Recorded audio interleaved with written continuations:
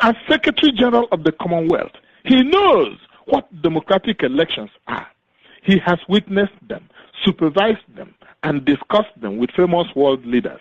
He knows what genocide is when it is being perpetrated, and knows that Nigeria is committing genocide against the people of Eastern Region Biafra, even as we speak.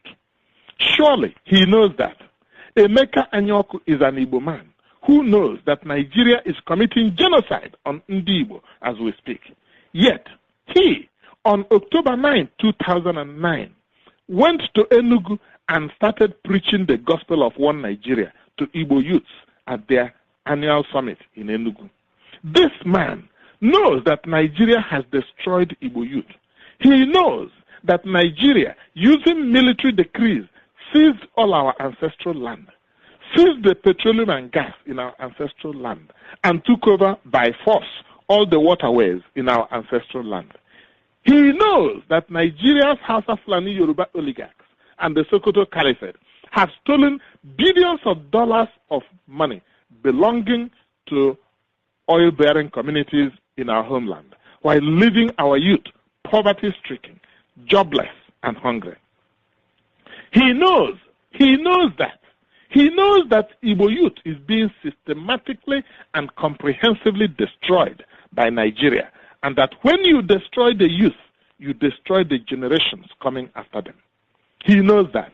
He knows that there is no democracy in Nigeria, and that there will never be democracy in Nigeria, because the House of Fulani Yoruba have been practicing a form of government called dictatorship for thousands of years, and will never move away from feudalistic dictatorship. He knows that. He knows that nothing will ever change in Nigeria, and that things have kept getting worse for our people year after year. He knows that. Yet, he is preaching to Igbo youth to embrace one Nigeria and to go out and develop one Nigeria. He must be insane. On October 12, 2009, Ndi Igbo and their friends gathered at the University of South Florida to listen to survivors of Asaba massacre of October 7, 1967, narrate how Nigerian savages slaughtered more than 700 innocent men who had come to welcome them to their town with their traditional dance. The hall was packed. Men and women, they listened and cried like children as speaker after speaker told their stories of how they survived the murder and mayhem perpetrated by Nigerian soldiers under the command of General Murtala Mohammed and Colonel Ibrahim Taiwo, under the overall directive of General Yakubu Gowon. Philip Asiodu, a native of Asaba, was there.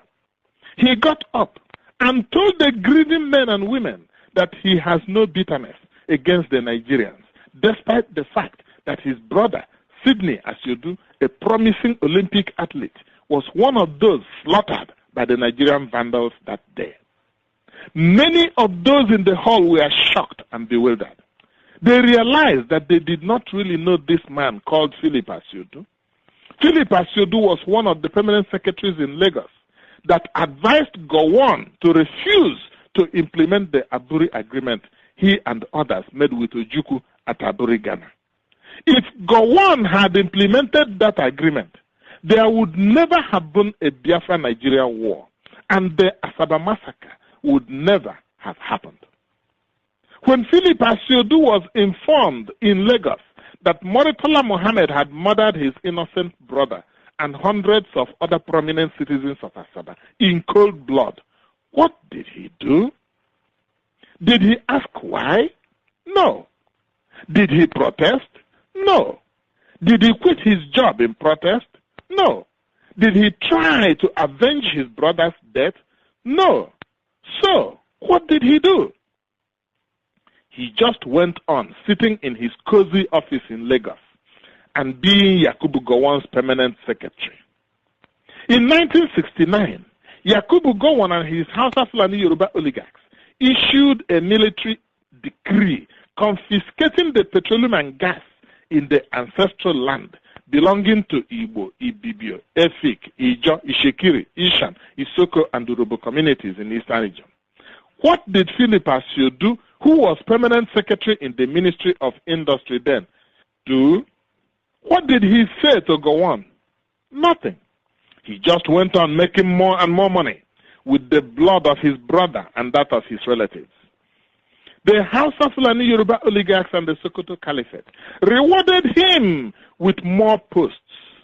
He became Permanent Secretary, Ministry of Mines and Power, Chairman, Nigerian National Oil Corporation, Chairman, NEPA, Permanent Secretary, Ministry of Petroleum and Energy, Chairman, MedLife Limited, Chairman, Crop Steel Engineering, Chairman, Smith Klein, Chairman, West Africa Mills, Chairman, STI Nigeria Limited, Chairman, Beacham Nigeria, Chairman, EcoBank Transnational Limited. And in 1999, President Olusegun Obasanjo made him his economic advisor.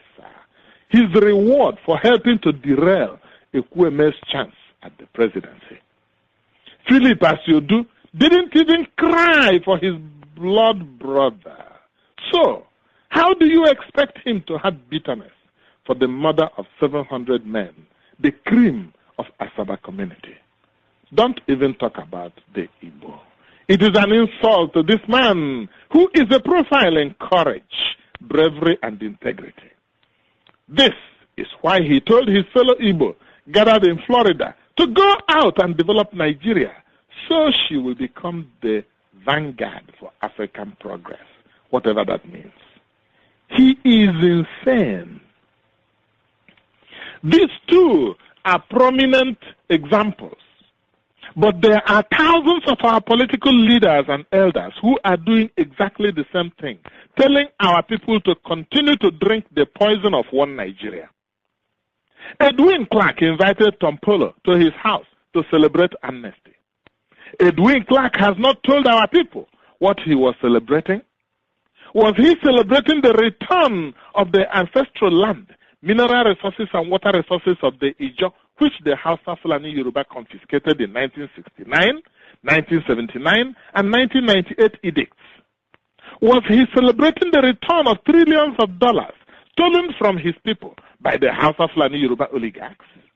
Was he celebrating because thousands of innocent Ijo people mindlessly slaughtered by the House of Fulani Yoruba suddenly rose from the dead? What was he celebrating while preaching one Nigeria to Ijo youths? Anthony Aneni, Alex Ekwueme, Vincent Obulafo, and their collaborators went to Anambra State and behind closed doors selected Chukwuma Soludo as the gubernatorial candidate of the PDP for Anambra when they were supposed to hold the primary election to select a candidate. They know that for thousands of years, the Igbo have practiced representative democracy and have perfected the art of elections so much that democratic election is the mode of choosing a leader in every segment of Igbo society.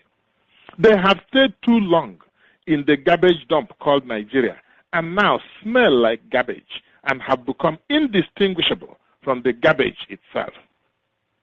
Emmanuel Iwanyanwu was in Enugu telling Igbo youths to plunge into one Nigeria, that is the only savior. He is simply insane.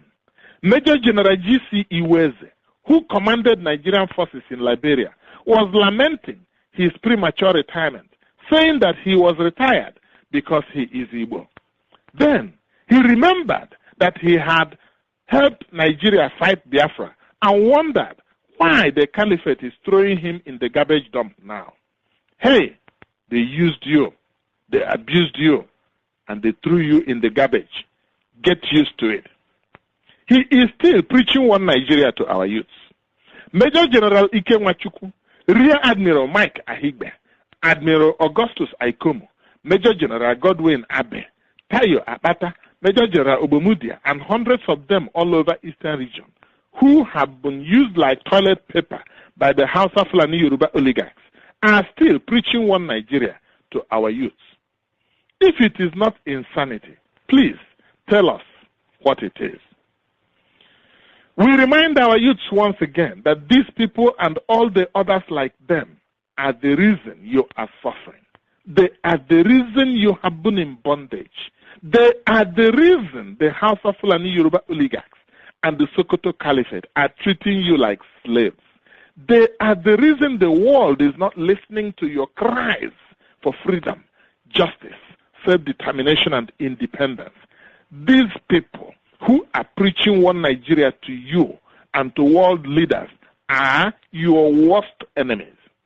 They care only about the money Nigerian savages give them. They don't care whether all of you die. They are worse than slave traders. They have no conscience. They have no sympathy. They have no remorse.